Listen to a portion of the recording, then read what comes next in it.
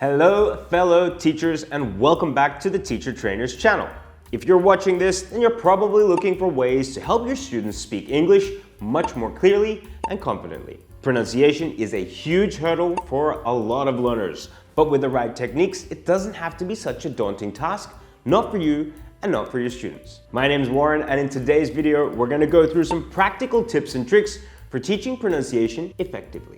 Why pronunciation matters. Here's some background first. Clear pronunciation is essential for effective communication. So, even if a student has great vocabulary and solid grammar, unclear pronunciation can make it difficult for others to understand. That's why focusing on pronunciation isn't just about the sounds, it's about building confidence and helping students form better communication skills. Tip number 1, focus on phonemes. English has 44 distinct sounds called phonemes, which are the building blocks of pronunciation. Teaching these systematically can make a huge difference. Now you can use these phonemic charts to introduce sounds visually and orally, practice minimal pairs like the classic ship and sheep or cat and cut, to highlight subtle differences. Remember, repetition is key, and students need to hear these sounds multiple times to really be able to absorb these sounds and produce them themselves. Tip number 2, teach word stress and sentence rhythm. English is a stress-timed language, which means the rhythm of a sentence really depends on stressed and unstressed syllables. Demonstrate word stress by clapping out the syllables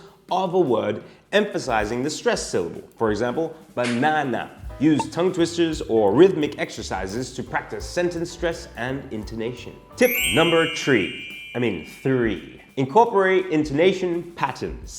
Intonation conveys meaning and emotion. A flat tone can make speech sound robotic, while varied intonation adds depth and clarity. Practice rising and falling intonations with questions, statements, and emotions. Have students mimic real-life dialogues or even your own tone to develop a more natural flow. Tip number 4, the use of technology and tools. There are some incredible tools to support pronunciation practice these days, using apps like Elsa Speak, Pronunciation Power, or Duolingo for personalized feedback or added interactive practice at home. Incorporate YouTube videos or recordings of native speakers for listening and shadowing exercises. Encourage students to record themselves speaking and compare it to a native speaker or the original audio for self-assessment. Tip number 5, make it fun and contextual. Learning pronunciation doesn't have to be dull, like simply, listen and repeat.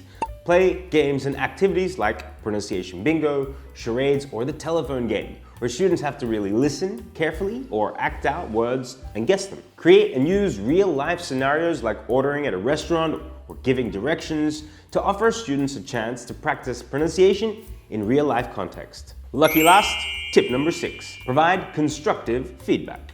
Correcting pronunciation can be a tricky task. And remember, you want to help your students without discouraging them. This is crucial. Focus on 1 or 2 key issues at a time rather than overwhelming them with all kinds of corrections, as they're bound to have many difficulties. Offer positive reinforcement and encourage progress, not perfection. And remember, we all have a bit of an accent, and that we are trying to focus here on making clear English sounds.